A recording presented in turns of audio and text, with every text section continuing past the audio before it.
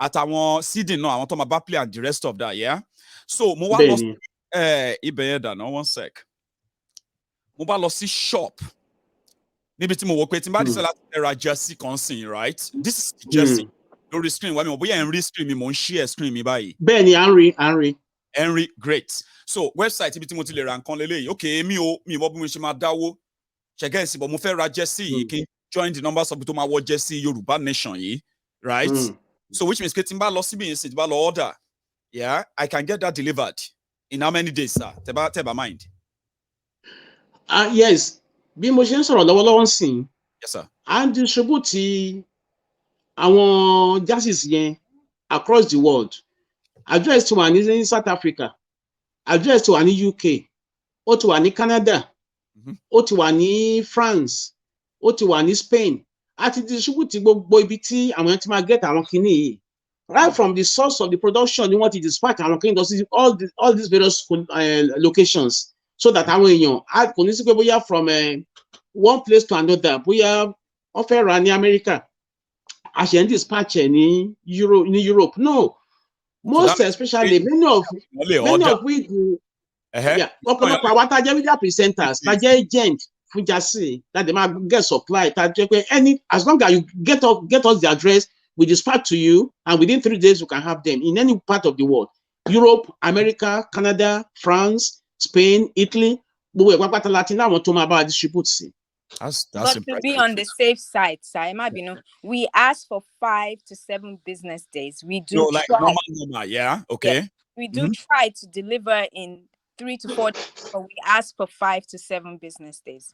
I like that. And then Sherry nǹkan tí à ń ṣe ní orí platform ìlàlẹ́ ní pé à ń try láti explain fún àwọn ọmọ Yorùbá àti àwọn tí wọ́n jẹ́ lovers Yorùbá pé sometimes kò ń ṣe torí pé a fẹ́ lọ gbá bọ́ọ̀lù ni a ṣe ń lọ South Africa. Ẹ ṣé, thank you. A fẹ́ lọ display wípé àwọn èèyàn kan wà, proud people who used to be very free until they were forced to be part of a contraption that they now give them no choice. Do you get that now? Níbi kan báyìí. So, ṣẹ́rí flag yẹn, anthem yẹn, èmi ò rò pé owó kan wà tó wà too much láti san fún to tell them to. Yẹn mo ṣe fẹ́ kí wọ́n sọ pé ṣẹ́rí message wà around this whole thing. There's so much to surround it. But àwọn kọ́kọ́ wà tó ṣe kókó tó ṣe gbòógì tó jẹ́ pé tó bá ṣẹlẹ̀, kò sẹ́ni tó máa sọ pé àwọn tó rí òní sọ pé wọn ò rí mọ́ o.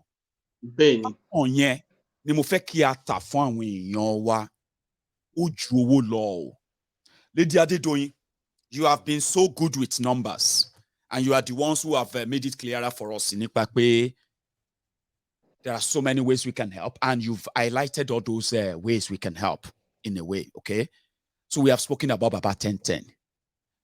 The Baba 1010 is your contact in South Africa around this program, yeah? Tani a lè bá sọ̀rọ̀ directly by tí mo bá decide pé mo ní láti dá sí nǹkan yìí ní sin. Mo fẹ́ fún wọn ní £5,000. Tani mo lè pè? At kí ni ṣe number ntẹ lè share ń sìn yín ni? Can you? Lady Adedoyin ma. This is Adedoyin. Oh, sorry. Adedoyin. I keep saying Adedoyin. No, it is Adedoyin. Adedoyin is my name. She's Adedoyin. The person you can call, one of those you can call is Adeton that is. Oh, I will say that then. Oh, yeah. Tell us about Adetoma, the person to talk to. Yes, she's in charge of the campaign of supporting and giving sponsors. So Mrs. Adeton and even Uncle Fatai, we can actually give his number on the line right now. If you, I don't know why he's actually like anybody that wants to give big money, please. Uncle Fatai. Tell us. Anybody that donate large amounts, Uncle Fatai is the key person. I'm a phone number one like right now. I'm true. I want to pen. Okay. Uncle Fatai. Ladies can get away with a lot, yeah. I want him to shake his head and agree, sir. Oh yeah, we want to go for the number in pledge, sir. Yes. They will prefer. They can't find any number here directly. It prefer we only go public because we kind of have a way around this. So okay. People email, they feel like comfortable with something to keep record. Yeah, anything about feel comfortable. She gets okay. I'm part of a ẹ lot tí of contact Adetoun. I'm a share, or I can give you a minute to go and double check behind this and see can you share it. But I'm talking to Elder Ade. I'm sorry, Elder Ogunribido now. It will feel like we share Pelua because I want you need the face, and the purpose of this is to give a face to all of this. That is very. One the type to man be questions go. And when you come out, man get away with a lot with them. Is because I always help them to keep record, and they have a very, very photographic memory on this platform. If we put yes, this and you put some money beside it, if something goes wrong, they want to know who to hold. They will tell you, I found to my and the rest of that. That's how paranoid my friends can be. But you have I can understand. Sherry, ẹ̀yin èèyàn mi ní tàn yín, àṣesílẹ̀ ni àbọ̀ wá bá. Gbogbo nǹkan tó bá kàn mí nípa ọ̀rọ̀ nǹkan tá à ń ṣe yìí, Ọlọ́run nìkan ni mo lè fi sí iwájú kó jẹ́ ẹlẹ́rìí sí mi kó dẹ̀ jẹ́ olùdájọ́ fún mi, nítorí pé mo mọ nǹkan tí àwọn ọmọ káàárọ̀ oòjíire tí wọ́n lè dánwò tó bá ti di ọ̀rọ̀ owó. Màá dẹ̀ fẹ́ pé gbogbo ẹ̀yin tẹ́ mọ̀ mí, mi rò pa rí nù wa tí a lè sọ pé wọ́n rí mi bí tí mo ti sọ pé bí mo ṣe ṣàjíṣàn tó yìí, mi ò gbá káàdì sílẹ̀ rí torí pé mi ò fẹ́ bà lórúkọ, mi ò fẹ́ kẹ́nìbọ̀dì kan bà mí lórúkọ jẹ́, torí àwọn èèyàn wa mo mọ bá ṣe máa ń wà very passionate nípa ọ̀rọ̀ credibility. Kò ń ṣe pé bóyá greedy tàbí pé bóyá ànífẹ́ ara wa, ṣùgbọ́n gbà míì bá a ṣe rí nìyẹn gẹ́gẹ́ bí ọmọ káàárọ̀ oòjíire. Ìyẹn lẹ máa fi mọ nǹkan tó ń bọ̀ tá a bá gba Yorùbá nation lọ́wọ́ fún wọn pé kò ní sí any opportunity fún anybody on embezzle tàbí ó ń ba orúkọ Yorùbá jẹ́. Bá a ṣe rí nìyẹn. Tẹ bá rí táwọn bá wà very agitated nípa accountability, transparency or probity, bọ́lá ń ṣe dá wa nìyẹn. Ìyà owó tó fi jẹ wá nílùú Nàìjíríà ló jẹ́ kí gbogbo àpáṣẹ nípa owó, orúkọ àti ipò la máa ń dù. Àwọn tó jẹ́ pé and the education 24 hours àwọn aláwọ̀ educated in the entire world. Ìyẹn ni pé orúkọ wa òun ló matter. Màá forúkọ mi sílẹ̀, màá fi email sílẹ̀, ṣùgbọ́n mo fẹ́ kẹ́ mọ̀ kinní kan. Gbogbo tọ́kọ̀pọ̀ tẹ bá dá pátápátá ní agbára ṣe Ọlọ́run. Mo ní àwọn tó jẹ́ pé they are competent when it comes to accounting. Even up to today, gbogbo what individual wa tiẹ̀ ná lórí níbi tá a gbé dé kó di pàbẹ̀rẹ̀ sí pàrọ̀ style. Kì í má parọ́, èmi gan root fún yín o because èmi gan mo fẹ́ rí Yorùbá nation South Africa. Gbọ́ Yorùbá sá. Thank you my brother, God bless you. Ṣẹ́rí tí gbogbo nǹkan tá a bá ṣe pápátá every penny, even lẹ́yìn ìgbà tá a bá ṣe kínní, ẹ má jẹ́ kí n tọ̀ yín, Yorùbá Nation Football Federation la pé o. Òkì it is not an individualistic thing o. Yorùbá Nation, nǹkan tá a bá ní forúkọ Yorùbá pé everybody as Yorùbá person ló ní every right láti béèrè pé báwo la ṣe ná owó. Ṣiṣẹ́ bẹ́ẹ̀ ni. Mo fọlọ́ bẹ̀ yín, ẹ kàn fún wa ní benefit of the doubt wípé àwọn tó ń ṣiṣẹ́ yìí, ẹwà àwọn àbúrò mi tó ń ṣiṣẹ́ yìí, nígbà táwọn náà rí sign pé nǹkan yìí níbi táwa wà, àwa láláyé ń sìn, àwa ní youth, àwa ní tẹkọ́ńtà ní everything rárá, agbọ́dọ̀ gbọ́dọ̀ sí next level. Ẹ wọ́n bá ṣe ń sọ̀rọ̀ ń sìn, wọ́n bá ń sọ̀rọ̀ pé even for you to have certain thing you have to pay 10,000 pounds. Àwọn kan lè máa wọ pé mo ti ka comment owó ló bá dé kinní kan. Ṣe rí, ẹ má jẹ́ ká wo ara gẹ́gẹ́ bí ọmọ káàárọ̀ oòjíire bẹ́ẹ̀ yẹn. Ìyà tí Nàìjíríà fi jẹ wá ló jẹ́ ká rí bẹ́ẹ̀ àárí báyìí, orúkọ la máa ń dù àti ipò àti education. Òun náà ṣe wà competitive for education. Circumstances ta face ló fà. Ẹ jẹ́ ká kọ́kọ́ wá dignity àti pride wa náà kẹwàá wò bóyá máa nílé owó káàkiri. Ìyà owó tó fi jẹ ló fà. Mo fọlọ́ ń bẹ̀ yín, ẹ jẹ́ ká kọ́kọ́ gba pride Yorùbá ká kọ́kọ́ gbà ná. Ká lè ṣe nǹkan tá a bá lè ṣe láti rí pé gbogbo nǹkan wà successful. Ẹ jẹ́ fún wa ní benefit of the doubt. Ẹ jẹ́ rí pé ní disappoint yín ní agbára ṣe Ọlọ́run. Ẹ sà, ẹ sọ nọ́mbà yẹn sìn báyìí. Ẹ má worry pa àwọn èèyàn mọ́ báyìí. Just let the info now. Ẹ tó bá fẹ́ fóònù mi, tẹ́ bá tẹ̀ fóònù mi, máa refer yín sí àwọn tó máa gba owó yẹn ni, èmi kọ́ ló máa gbà. But as a point of contact, torí ìfẹ́ tẹ ní sí mi, Ọlọ́run adé ẹni fẹ̀yìn dénú. 07508 609 114. Ẹ jẹ́ ká take again the proper way. Prefix of +44. Then 7. Yes. 07. I mean +44. Yes, sir. 07508 609 114. class. +44 7508 Yep. 609 114. That is the Brilliant. number. So, email, is that something that might share? Some people may just want to write to you and tell you what they want. I guess, share, is that good in sharing? Yes, I'm happy official email, Mr. Which is brilliant. fatai@ynff.org. Oh, that's fatai@ynff.org. That's my official email. So that when the email is given, when anything sent to me, any of my colleagues can see whatever is being discussed between me and you. Nothing to hide. Brilliant.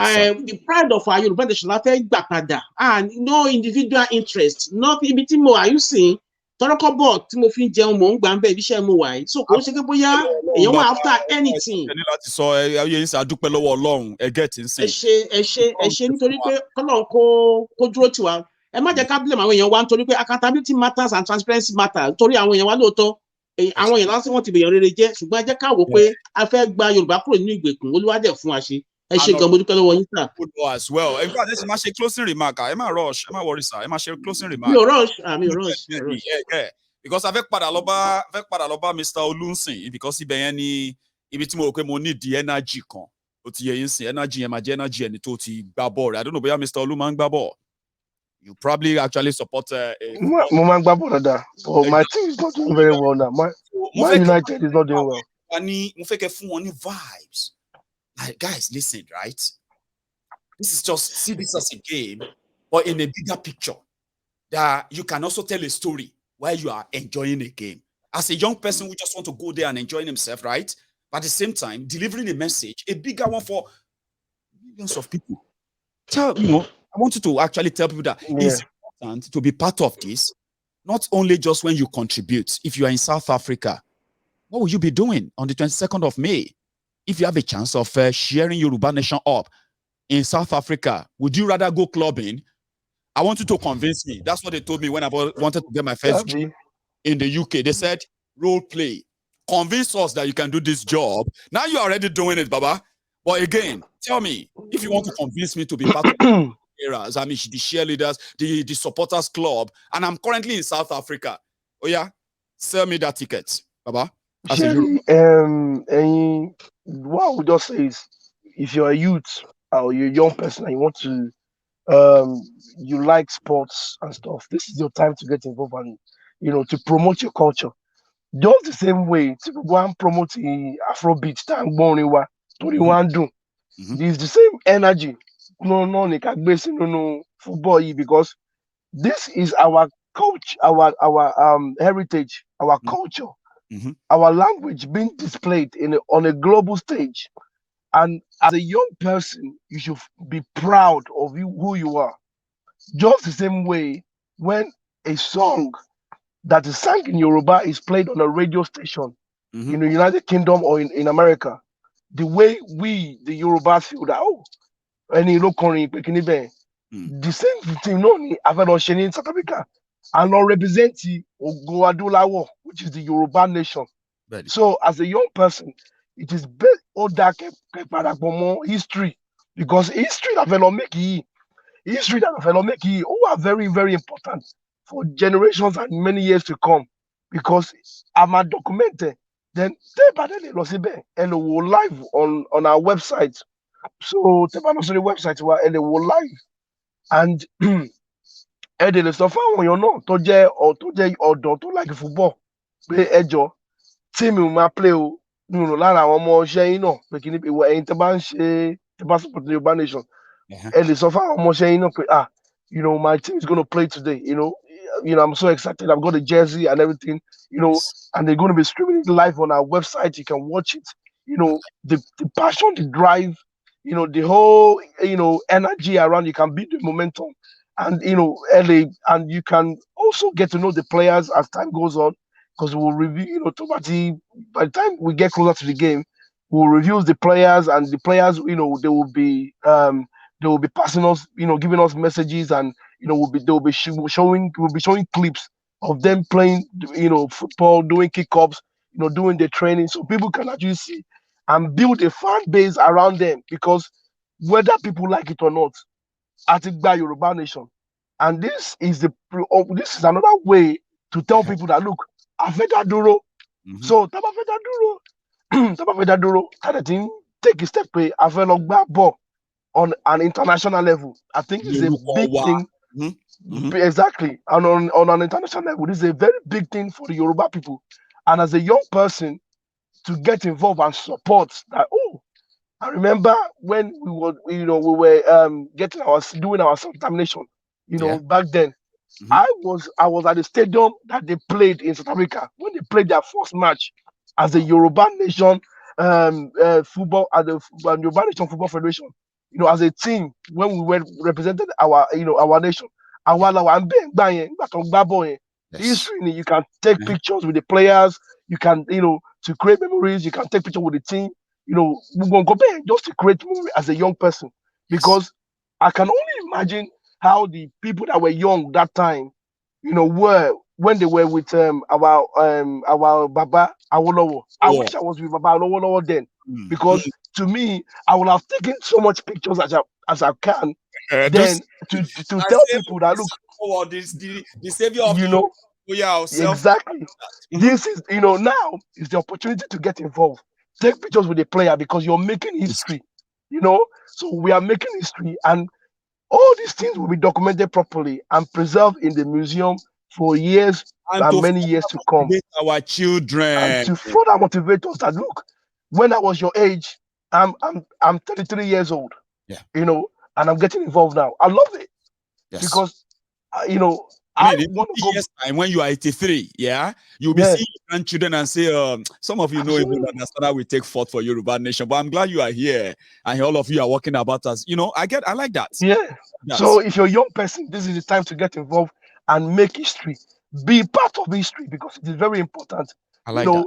Let Yoruba Nation run through your blood because that's who you are as a person. That's who you are as an individual. So you have to support the team and make history because this is history, whether everybody like it or not, because we are on a global stage. And for Yoruba Nation. I want Tabalo South Africa, one man more. One South Africa say, okay, our Yoruba Nation won't play. What they win cup. So history, and we need to, support as young people and also tell other people, tweet about it, share it on social media, because you're making history, and we'll be very happy if you do that. And we'll keep doing our best.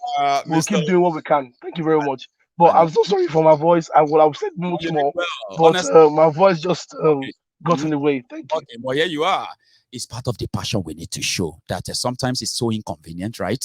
And we can inconvenience ourselves just to pass a message that we are so passionate about.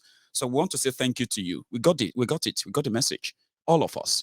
And now this is going to turn out to be, you're going to figure it out in the next few hours and few days as well. So don't worry. You've done your part. And we appreciate you for that. So I love ladies. And before I close this program tonight, I want, the question people are asking is, how did they convince a lady to be part of a football competition? That's the first sign to say, you guys have done so greatly. Man, convincing a woman to take a list, when they are involved, they are so organized. But most of it is just because, like Mr. Olu said, the passion that some of us can't even really define. We want to do this. Some of us are already doing it.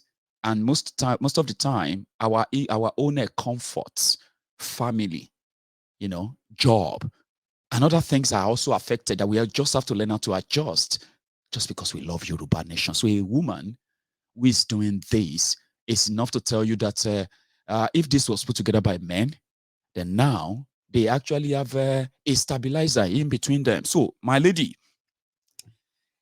we have an expectation game to play. One of the things, a virtue that is attributed to women is patience. You are one of those who I believe is the engine and the brain behind this, and you are making a great impact in this. But we have a few days to go, right? And I would probably love to see more women in this. In that regard, with your involvement, how can you get women to be like you, give the buffer we need, the support we need, the feminine touch, the iron ladies that we can get on board, women like men, women like yourself. If you have to speak to them directly right now as a demography, what would you say to them? Something motivated you, didn't it? Yes, absolutely. And Shefa can saw your Barbie English. So you mommy, but me gonna get lost in I sometimes like to mesmerize. Yoruba program lawa lady now. Okay. My try very best to me. It's not bollocks, but I mean, so your back, there's some English, please. I want bring you I want No problem. our lady. Okay. Motivation, how can they be involved too? Yes. In everything we do. I have to say, Emikoni brain behind this. Mr. Uncle Fatai, any brain behind it. I said those who are brains behind it, yeah. Yes. I'm just here to support. Go on. God is the brain behind it, not Uncle Fatayo. It's God. And the entire team. Thank you. He's judging again. Sometimes when people get when they do things and they are like, everybody's saying I did this and did that. I didn't do it. Of course, we know you did it.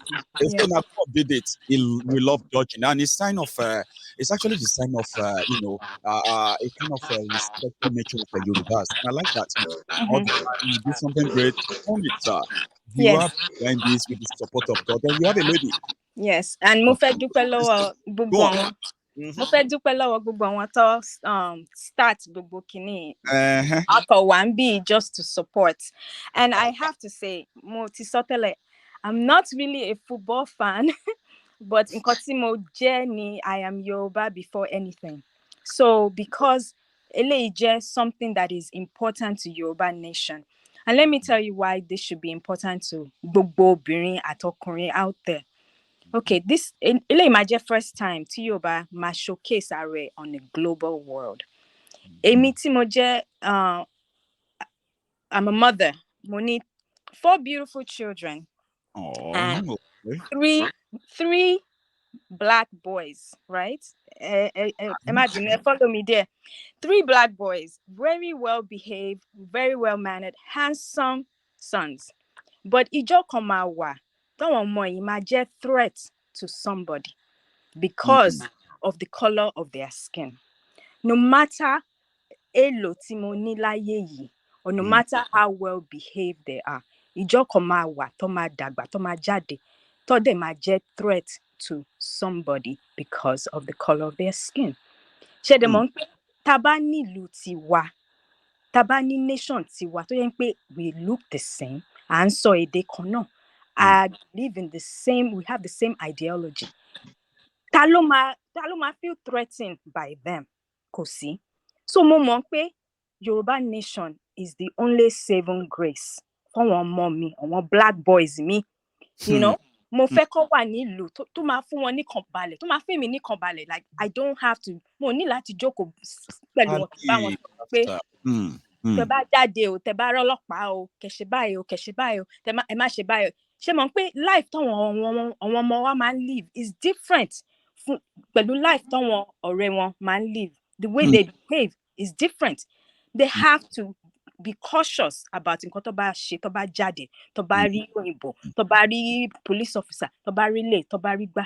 Gbogbo ọmọ wa dẹ̀ ló máa face, whether we like it or not. So why not ká fix the nation tiwa, ká get nation wa, so that we won't have to worry. All the worry, tó bá lọ Naija say it might be their cell phone, but kò ní ever jẹ́ the color of their skin. No. Mo fẹ́ kó wà, I want to be at peace as a mother of black children, Yoruba children. Wọ́n ní ìlú tiwọn, kó lè lọ bẹ́ẹ̀, kó feel at peace, kó má jẹ́ threat to anyone. So I better believe I want to be 100% involved in getting that nation. And if this is one of the ways to my showcase wa, I'm all for it. Because ṣé mọ̀ pé soccer man bring gbogbo èèyàn together àti àwọn Nigeria àti àwọn Yoruba nation. I need sponsor kan tó yẹ pé believe in Yoruba nation, because they're not sure how we're going to get there. But guess what? I'll sponsor Yoruba nation football team, because they love soccer. You know? So gbogbo èèyàn ló lè wà involved. Ẹ jẹ́ kí gbogbo wa, whether you're old or young, ẹ rántí pé a bí àwọn ọmọ, and we will continue to have children. A fẹ́ kó wà at peace, come má jẹ́ threat to anybody. and imboloti mani Yoruba nation, kò America, kò UK, kò anywhere else but their own motherland, where their parents are from, their heritage is. That is why we are 100% involved in this, and I know we will succeed. So. I believe too. Thank you. Oh, you see now, there are some speeches you will give, and even people will be like, "Oh, more, I have to clap." Me too, I clap, oh. Because so proud of her always. Look, we all need to know why we are getting involved. We are all getting involved for different reasons. And if you look at those don't darapọ̀ mọ́ ọ̀rọ̀ Yoruba nation yìí, tẹ́ bá lọ wo majority wọn, 80% wọn, wọ́n safe o. Nàìjíríà ò ṣe nǹkan kan lára wa o. Oyè yìí, ọmọ wa fẹ́ kàwé ni a lè sanwó ẹ o, a lè san tọlọmọ ọlọ́mọ gan. Bẹ́ẹ̀ni. Àyàn fẹ́ gbé nílé wọn rówó lé san ni, a lè sanwó lé ara wa, ká tún sanwó lé onílé. Ṣùgbọ́n in the long run, ọjọ́ kan máa dé tí gbogbo yẹn ò ní mátà mọ́. Táwọn ọmọ wa gan ò ní nísinmi láti sọ pé Yorùbá ni wọ́n mọ́, tá a bá tètè jára mọ́ ń sìn. Ọjọ́ kan máa dé tí gbogbo billions táwọn ká máa lé kiri gbogbo àgbáyé yóò ní mátà mọ́. Àwa máa ròǹgbà yẹn pé tó bá jẹ́ pé time kékeré ni mo kàn tiẹ̀ dedicate sórí ọ̀rọ̀ Yorùbá yẹn nìkan, ó lè jẹ́ yẹn ni safety tí mi ò bá dẹ̀ máa enjoy yẹn sìn yín o. Yẹn la ṣe ń ṣe nǹkan tá à ń ṣe, especially ẹni tó bá ti lọ́mọ. Alàgbà Ògúnríbidó, eégún ńlá tó ń kẹ́yìn ìgbàlẹ̀ sá.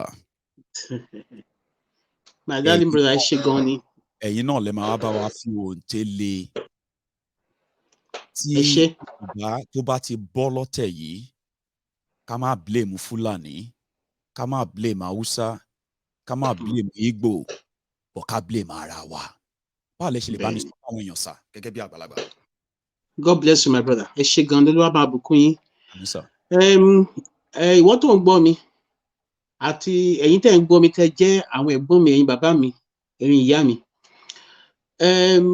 Mo dúpẹ́ lọ́wọ́ yín torí pé fún wa lásìkò láti wò wá. Èkíní, mo fẹ́ bá àwọn ọ̀dọ́ sọ̀rọ̀. Ẹ wo ipò tá a wà nílùú Nàìjíríà lónìí. Nígbà tí àwa ń dàgbà, àwọn oríṣiríṣi àwọn oore ọ̀fẹ́ la gbà. Nígbà tí a wà ní abẹ́ Western region, tó jẹ́ pé ìlú Yorùbá ní gbogbo àgbáyé kọ́kọ́ mọ̀ tó kọ́ television ní gbogbo Africa pátápátá. Before France, few months after Yoruba land, Western Nigeria, ní France ní television. Ká mẹ́ṣẹ̀ wá sọ àwọn lóríṣiríṣi tí a ti build as Yoruba government ní ayé ìgbà yẹn. Ẹ jẹ́ ká gbìyànjú. Ẹ jẹ́ ká wá wo ìyà tó ń jẹ àwọn ọ̀dọ́ wa nílùú Nàìjíríà lọ́wọ́lọ́wọ́ ń sìn. Nítorí pé kò sí any resources tó ń wá láti ọwọ́ federal government tó wá sí South West. Owó tí àwọn gómìnà lọ ń gbà, òun náà fi maintain ọ́fíìsì wọn àtàwọn ministries tí wọ́n control. Wọ́n fi àwọn èèyàn wá sílẹ̀ ní gbẹrẹtu ni wọn ní kò sérè kankan tán fi lé wọn lọ́wọ́, nítorí pé àwọn nǹkan tó máa ń jẹ́ kí ìlú kó tòrò, kí ìlú kó ga, iná, omi, títì tó dáa, enabling environment fún àwọn business láti grow. Àbúrò mi sọ̀rọ̀ kan lẹ́ẹ̀kan, ó ní àwọn ọmọ tó ń bí, òun ò fẹ́ kán jẹ́ threat sí àwọn kan. Ìyẹn ni wípé ibi tá a ti ń bọ̀ àtorísun wa gẹ́gẹ́ bí ọ̀làjú, gẹ́gẹ́ bí ẹni tí Olúwa fún ní ọpọlọ pípé, ó ti jẹ́ ká jẹ́ threat sí ọ̀pọ̀lọpọ̀ àwọn èèyàn. Ìyà yẹn náà wá fi ń jẹ wá. Àwọn kan ti sọ̀rọ̀ láti àìwá wípé education Western region wọ́n máa dá dúró fún ọdún 4 kán lè catch up pẹ̀lú wa, ṣùgbọ́n wọn lè catch up. Ara wọn náà ló fún ọ lésì pé wò ó, nílẹ̀ Yorùbá tẹ́ bá tiẹ̀ títí tẹ́ bá ti gbogbo school tí ó lọ, àwọn ọmọ Yorùbá wọn kóra wọn jọ, wọn á dẹ̀ teach ara wọn, á dẹ̀ pass exam. Such is the endowment that God has given to us as a people, as a race. Now, ẹ wá wo the result end of the neglect of the Yoruba people as a people. A lè máa ro wípé ṣe bá ní gómìnà. Divide and conquer ni àwọn tó kún mọ́ra yẹn, àwọn náà ń fún ní owó ẹ̀mí wa, àwa ò jẹ́ kankan sí wọn. Ìyẹn náà lọ bẹ́ẹ̀. Ẹ wá wo gbogbo àwọn ọmọ kékeré, nǹkan tí a gbọ́ nílẹ̀ Yorùbá, ọmọ ọdún 12, ọmọ ọdún 13 lọ ṣaṣẹ́wó, wọ́n tọrọ bárà, kò ṣẹlẹ̀ rí. Kí ni ìdí ẹ̀? Nítorí pé wọ́n fi wá sí abẹ́ àwọn tó ń tẹ ògo wa mọ́lẹ̀, tó ń gbé ògo wa sí Aṣọ Rock, tó ń tẹ̀ mọ́lẹ̀ pé kó má ṣe dìde. La ṣe ń bẹ̀bẹ̀.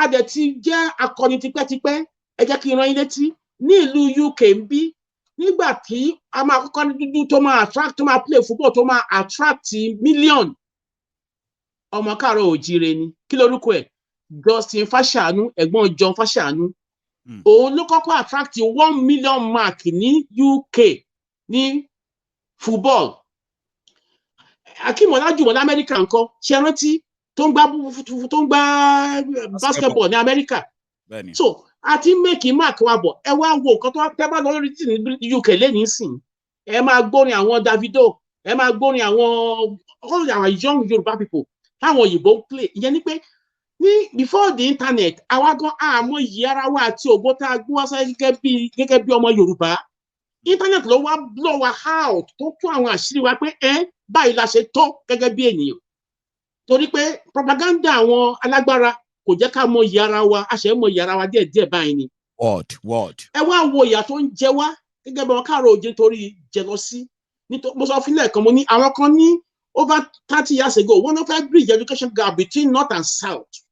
Kí la ṣe nítorí pé àwa kọ́ la dára wa Ọlọ́run ló dá wa tó ní ká bá lọ la gbogbo wọn lójú a là wọn lójú tán ẹ wá wò wọn fẹ́ pa wá wọn wá pa wá díẹ̀díẹ̀ wọ́n ti weaponize ọ̀rọ̀ iná wọ́n weaponize ọ̀rọ̀ omi individual wa ni gọọmenti ara ẹ̀ ìwọ ló máa provide ilé ìwọ ló máa provide iná ló máa provide omi fúnra ẹ̀ transformer gan wa ẹ̀ tó ra transformer ní sí area yín wọ́n á tún máa tún ìyẹn ni pé gbogbo ìrìn àjò ayé wa pátápátá ni wọ́n ti rékì gbogbo owó ta ní pátá fi tọ́jú ara wọn lókè lọ́hùn àwa tá a wà nílò òyìnbó mélòó Haúsá mélòó lè rí òyìnbó tó wà ń bẹ ìyẹn ẹ jẹ́ ká tìbí sáré kí èso ogun ẹ jẹ́ ká rorí wa tí a bá dé gba agbára láti fi control gbogbo nǹkan tá a ní ẹrú làwọn máa ṣe forever agbára tí wọ́n gbé lọ́wọ́ àti military tó ń control agbára náà lọ against wa tó ṣe ń tẹ̀ wá lórí mọ́lẹ̀ àgbàdẹ tí wọn kò sí ìrètí kankan lọ́dọ̀ wọn torí pé 62 years of slavery láti lọ so agbára la ní kẹjẹ ká gbà ká sign petition òmìnira Yorùbá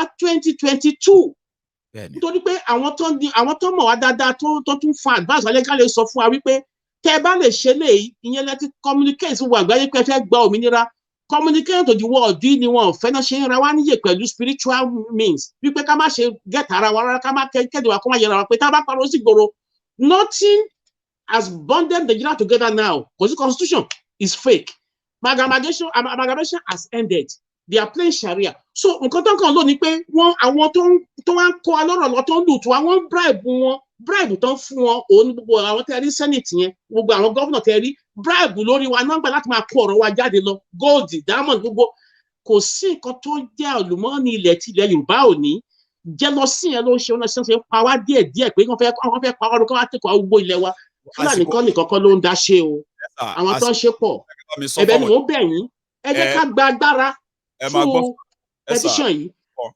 ẹ má bínú sir ṣe rí ibi tí mo fẹ́ kẹ́ really sọ̀rọ̀ sí ni pé that's why gbogbo kìíní yìí tí gbogbo wa bá kọ̀ láti come together ń sìn a gbọ́dọ̀ jí lọ́la ká blame anybody else o ara wa ni ká blame o. Thank you my brother. àṣẹ tẹ́ bá máa bá mi sọ yẹn sir tẹ́ bá máa bá mi sọ yẹn sir mo fẹ́ kẹ́ round it up pẹ̀lú contact yín àwọn èèyàn ń béèrè again nínú comment yẹn sìn wọ́n tẹ́ ń béèrè lọ́wọ́ ara ta ló kọ́lẹ̀ ṣe get so láàrin ìṣẹ́jú méjì sir because of my time wa ti lọ gan ṣe get mo fẹ́ kí ẹ jẹ́ kó yé àwọn èèyàn wa wípé tá a bá ti miss ẹ̀ báyìí a gbọ́dọ̀ jí lọ́la ká blame ẹnì kankan mọ́ o ara wa ni ká blame o sir. mo dúpẹ́ lọ́wọ́ yín gan ni gbogbo ẹ̀yin tẹ́ ń gbọ́ mi ẹ̀yin ọmọ Yorùbá àtàtà ẹ̀yin ọmọ káàárọ̀ òjíire ẹ̀yin ọmọ olúàbí tá a kọ́ nílé rere tẹ́ ń wò mí lọ́wọ́lọ́wọ́ mo fẹ́ sọ fún yín the last gasp láwa yìí okùn tí ní báyìí ló so ìyè àti ikú tó wà láàrin àwa ọmọ Yorùbá nítorí pé kí ni àwọn kan wọ́n ti yí wa ká tí wọ́n fẹ́ pa ilẹ̀ wa rẹ́ wọ́n fẹ́ pa wá run a mass ethnic cleansing nítorí pé kí ni wọ́n fẹ́ gba ilẹ̀ wọ́n fẹ́ gba ọ̀rọ̀ wa ṣé ẹ ń sọ fún mi wípé tí a bá já ògo igbá lọ́wọ́lọ́wọ́ ń sìn ìrètí wo la ní fún ọjọ́ iwájú òun la ṣe ń bẹ̀bẹ̀ wípé kò sí nǹkan kan ń sìn tá a lè ṣe ju pé ká gbára wa lọ́wọ́ tá a bá ti gbára wa lọ́wọ́lọ́wọ́ ń sìn ẹ̀kíní kẹ́bẹ̀ 2015 tí wọ́n fi destroy gbogbo àwọn olówó ilẹ̀ Yorùbá tí wọ́n sọ pé corruption tó ń destroy gbogbo báńkì tí Yorùbá ní ìyẹn ni wípé systematic destruction wa wọ́n mọ̀ di incapacitate economically nítorí wọ́n agenda wọn ni economic wọ́n mọ̀. Economic jihad. So they use that economic something that destroy economy wa náà gbogbo àwọn olówó àwọn kọ́kọ́ sọ wọ́n tẹ́gbọ́n arìnlẹ̀ náà. Nígbà tó wá tún yá wọ́n ní ìgbà wọ́n ní change wọ́n tún wá next level yẹn náà bẹ̀rẹ̀ sí kó àwọn ajagunta wọ́n mercenaries náà kó wọlé tó ń kó sógbó kíní wa tẹ̀ ń wò yẹn ìyẹn ni pé wọ́n ti ready fún wa láti destroy wa. So can we now afford to be so destroyed tí a bá kóra wa jọ ní ṣọ̀kan ká lè ja ìjà ká lè yege nítorí pé gbogbo nǹkan tó ń ṣe lọ́wọ́ sí ni wípé wọ́n ti surround wa ṣùgbọ́n tá a bá lè kọ́wọ́ bọ òmìnira Yorùbá 2022 yìí tá a bá lè kọ́wọ́ bọ̀ tá a sign ẹ̀ ìyẹn ni pé ìyẹn ló máa fún wa ní òmìnira gbogbo àyè máa sọ wípé àsìkò ti tó àti ń lọ ẹ ṣe má jẹ́ kí waste time wa. Ẹ jẹ́ kí ẹ mọ̀ ọ́ tó ṣẹlẹ̀ sà kẹ́ tó di pé máa ní pé kí àwa lédè fún wa ní oore ọ̀fẹ́ àti kíkiní kí lórúkọ alàgbà Olú kọ́ fún wa ní orin ìparí ìsìn then Lady Adedoyin ẹ̀yin á wá ṣe oore ọ̀fẹ́ the grace of our Lord but will come to you. So sir nǹkan kó wà tá a ti mí ìṣẹ̀ṣẹ̀ rí alàgbà Ògúnríbidó ẹ̀rí wọ́n ti fẹ́ fi wálẹ̀ nìyẹn o. So pé mo sọ kọ́kọ́ mọ́ lẹ́ǹkan mo ní ẹ máa bá wa fi nọ́mbà yín yẹn ẹ máa bá mi repeat nọ́mbà yín yẹn àti email yẹn àwọn èèyàn ń béèrè nínú comment so ẹ bá mi read it slowly phone number yẹn. ẹnìkan ló ń kalẹ̀kùn 1 second ẹ máa bá mi round up máa wá fún yín 1 minute ẹ má bínú. all right okay anyway you Mr. Olusa so just for 1 minute yeah ṣe Yorùbá version I mean ṣe English version láti ṣe Yorùbá version it is now a waiting game yeah so if you have to say something to everybody listening to you tonight as a parting gift and all of that where you then have to go and wait and say okay let's hope they respond what would that be before you go just a minute if you don't mind. So, Joe, can you please repeat it, please? I can't hear you. I'm just asking. Yeah, sorry. Can you hear me? Can you hear me? Can you mute Mr. Fatai? He's already muted. We mute Elder Fatai. Oh, can you hear me now? Yeah, better. Clearly, okay. I'm asking you that if you have one kind of, last thing you have to say to people who have been listening to you since evening, right? About this whole thing before you finally go back to go and wait. The buffet so far when you why pay ewa ati tiwa ati ṣe Yorùbá ati ṣe English version no conversation kò ní fàyè ati ti ṣe Yorùbá version kò ní fàyè but èèyàn mi èmi tí ń lọ báyìí o ó wá kù sí wa lọ́wọ́. What will you tell them on your own one-on-one in 1 minute? Nǹkan tí màá sọ ni pé èmi bí mo ṣe wà yìí mo ti rí vision. Okay, this right now is best for the Yoruba people. So this right now is the best option for Yoruba people, especially when you're young, because now I want your free revision here. But in Gotemi Rinipe, as Omo Yoruba, I'm gonna compete with Òyìnbó ìtọ́kọ wa lẹ́rú tẹ́lẹ̀ ni. That's the vision, and that's the reason why I joined this movement, because the vision is we get our nation, we start competing, everybody with your own talent, whether you're a tech, whether you're a fashion designer, whether you're an accountant or business person. This is our time as young people to get involved in Yoruba nation, get involved, be known with your talents and support Yoruba nation, and let's make history together. I like that. So that's what I would just say and advise other people that are young. And then our parents not about me, our motto young with them, come and suffer more. Because mom get involved. Because England that way, our young people don't build it. Then we want big corporations in our Twitter, our Facebook. They're all built by young people. That's right. So if you're a young person and you have a talent, what are you wasting your talent for? Join the Yoruba Nation movement. I like get that. Involved with your talent. Just because of my time again, yeah. I mean, a quick one, okay? People are asking me, does Mr. Olu have his own social media pages where he actually talk about all these things? So yeah, I'm on Clubhouse. So in just a few words, right? Tell us, what is your, first, do you have a social media handle where you talk about all of this? Facebook, Twitter, YouTube. And if you do, can you tell us them And I'm going to go to the lady quickly. My time is running out now. Okay, so I don't have any social media where I talk about this, but if you want to hear me talk more, pardon me, Lori Clubhouse. Clubhouse. So my clubhouse handle is Olu Show. So OLUSOH Olu Show. So I'm at one yara. So yes, HO. yeah, SHO Olu SHO On Olu Show Clubhouse, Abi. on Clubhouse. Yeah. It's been a pleasure.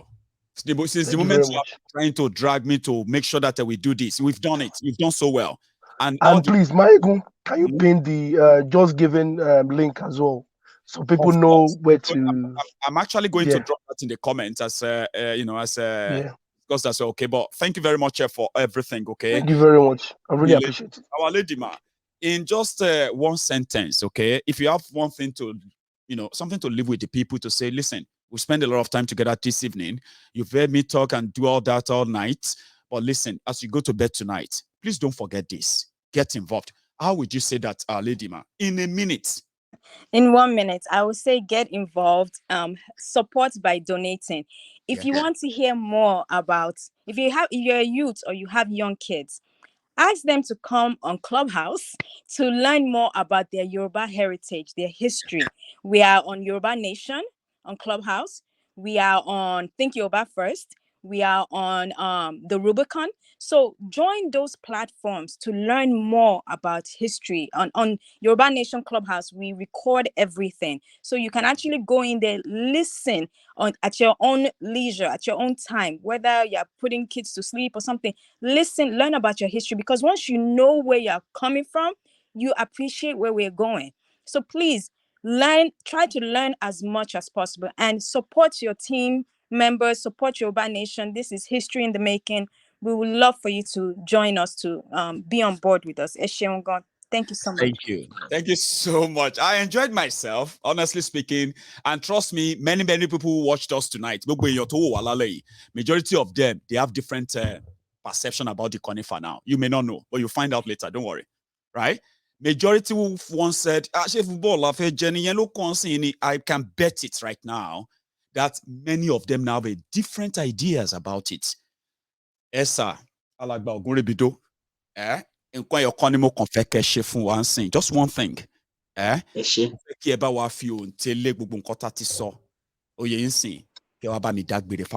In just 30 seconds. Manage time quickly. Number or no? Telephone number or no?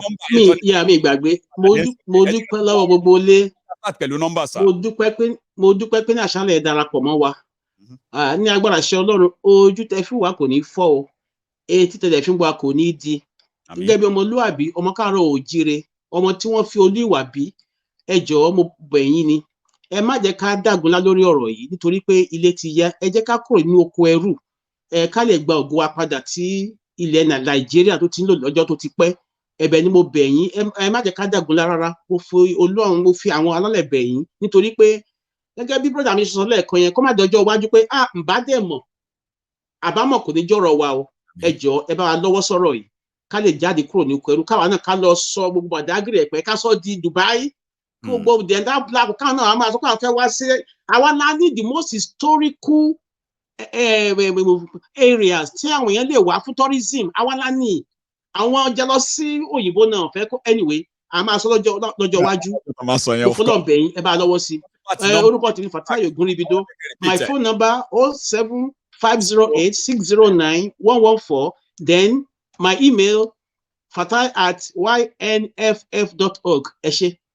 God bless you, sir. It's been a pleasure tonight, and I know that people stand tomato Thank you. Wọ́n ní onírèsé tí ò bá dẹ̀ fẹ́ gbá mọ́.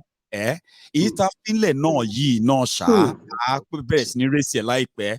Wọ́n ní orò má sọ̀kò. Èyí tá sọ yìí náà ṣá àárẹ̀rẹ̀ ẹ̀ láìpẹ́. Ẹ wá jẹ́ ká wá rántí pé nígbà táwọn èèyàn bá bẹ̀rẹ̀ sí ní dáhùn at the same time, leadership tẹ̀rí yẹn ó come with responsibilities, and I love the fact that pé gbogbo yín lẹ sọ̀rọ̀ along that line. Àtúpàdé again. Any nice night o. Mo enjoy ara mi o. Nice one.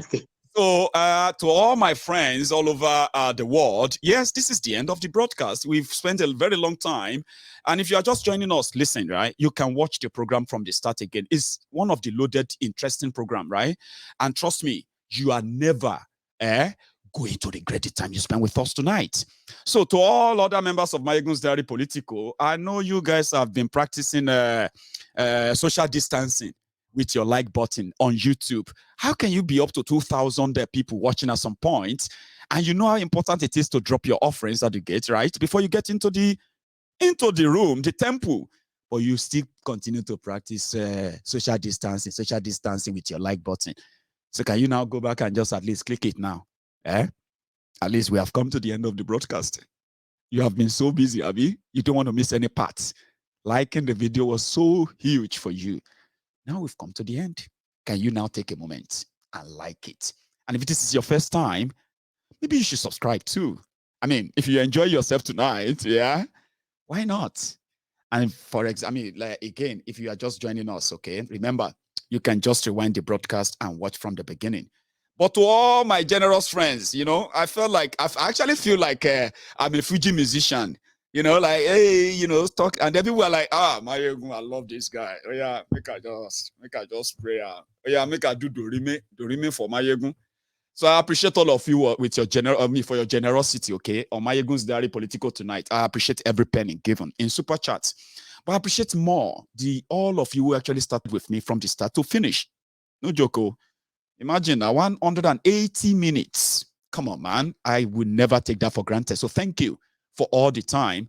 Now, when I see you next time, yeah, of course, we're going to continue from where we are stopping, okay? I'll see you then. Stay safe and good night to all of you.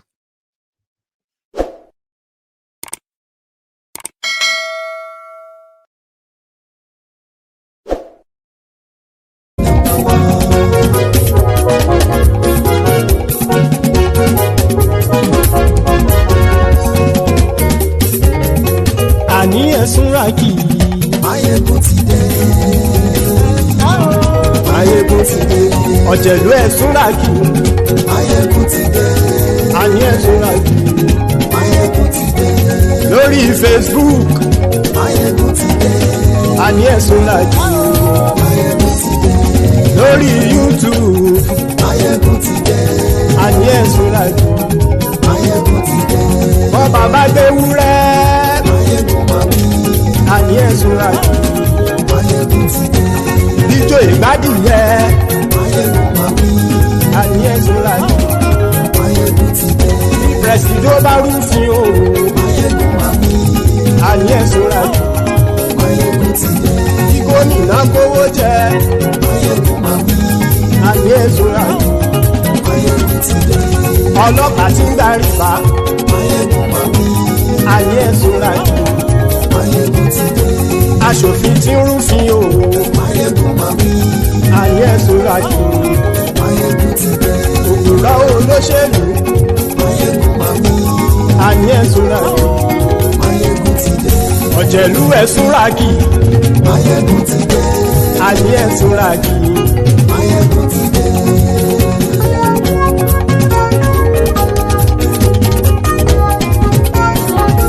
Mayegun ti dé. Gbogbo ọ̀jẹ̀lú ẹ̀sùnra kì í. Mayegun ti dé.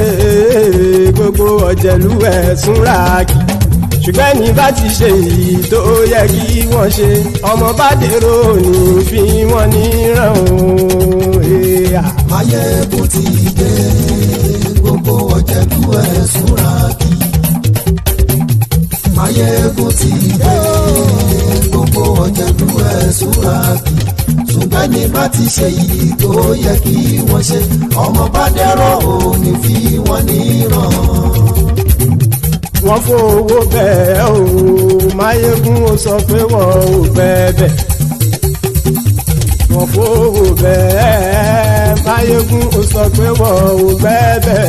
Oníkan ṣáàtì ṣe èyí tó yẹ kí wọ́n ṣe fáwọn ará ìlú tó gbé wọn débẹ̀ o.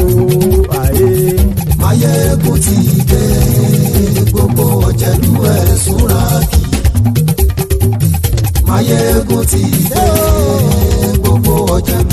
súra kì ṣùgbọ́n ní má ti ṣe yìí tó yẹ kí wọ́n ṣe ọmọ bá dẹ́rọ̀ ò ní fi wọ́n níran.